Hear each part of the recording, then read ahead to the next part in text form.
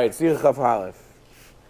Rosh Hashanah tzrichen lios chacham sheyachshav rak machshavos tovos sheyeta v'shem yisbarach imanu. So Rosh Hashanah is very important. It's very wise to think good thoughts. Because a lot of times we said, for different principles, that the year follows the beginning. So, what do you mean? What's not a contradiction? Someone said something. If you have questions there, you can type it. Anyway, so he said in Rosh Hashanah, it's very wise to think good thoughts. Because we said other times that the year follows what you do on Rosh Hashanah. Like some say you shouldn't sleep too much because then your mazel will sleep. Different thing. So you think good thoughts, so then Hashem will be good to you throughout the year. And next point he says, Beis, tzrichen lios simcha b'Rosh Hashanah. You should be happy on Rosh Hashanah. Doesn't explain. Just be happy. Good thing. Be happy Rosh Hashanah. You're happy Rosh Hashanah, you be happy throughout the year. Gam tzrichen livkos b'Rosh Hashanah. You should also cry on Rosh Hashanah. Be happy on one hand. On the other hand, you should cry.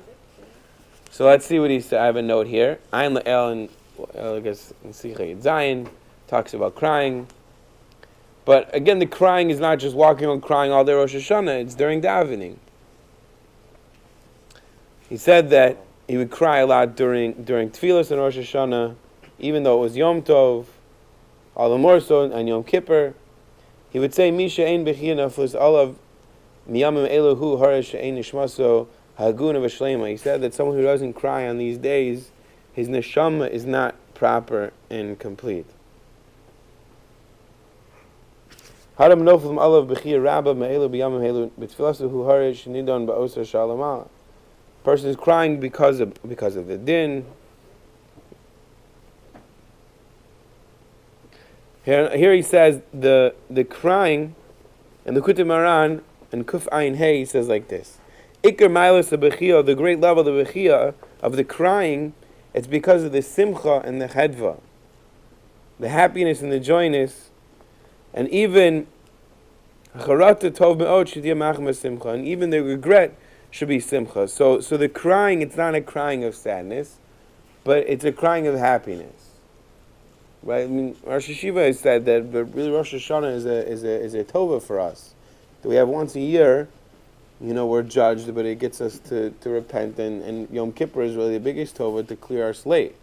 Yeah, it could be a scary time, the din, etc., but it's really, it's really a goodness for us that we have this once a year, and we have a new beginning, and not to wait till the day we die and oops, I had to do all this my whole life, and that's it.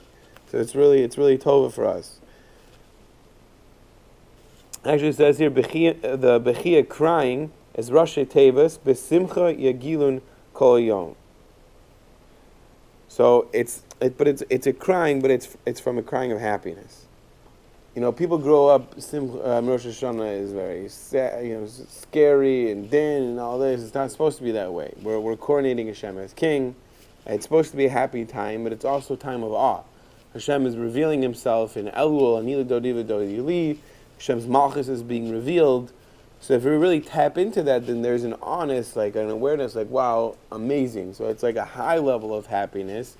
And sometimes crying is just a way that the neshama is releasing emotions. Not necessarily, it's not sad crying.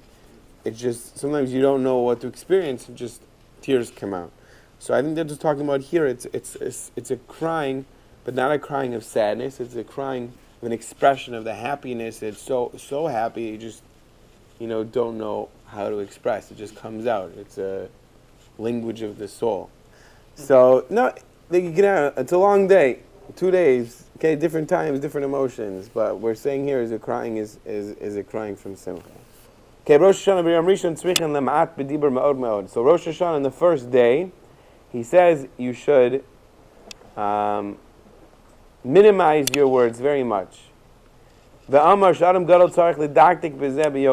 he said that an Adam Gadol, a very great person, should be precise even more. Shouldn't waste your words. Some people do a tinus dibur, but they don't talk at all, any unwasted talk.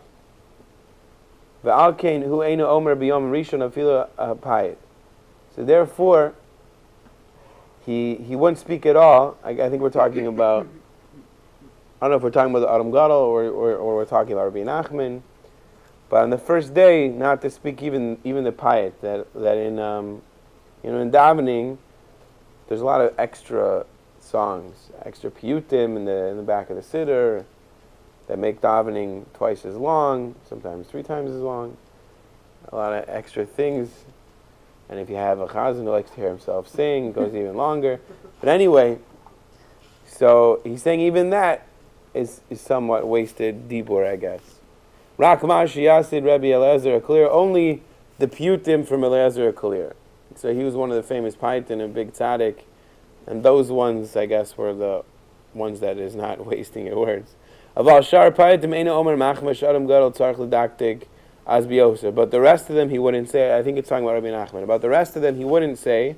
The piyutim that were not from Eliezer Clear he wouldn't say, because a person needs to be medaktik very much, not to l'daber shum dibur she'eino muchrach, not to speak anything that's not necessary.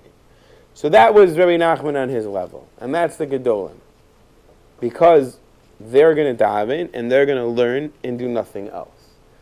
But we who like to chatter and schmooze and talk about our food and this and that and the clothing and the davening, etc.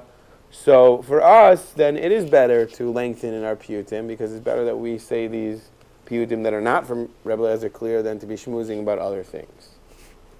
So if we're really going to sit and learn with our extra time and not be talking about wasted words, so then it's talking about us. But if we're not going to be using our time wisely, then it's good we sit in shul longer and read these things and say these piyutim.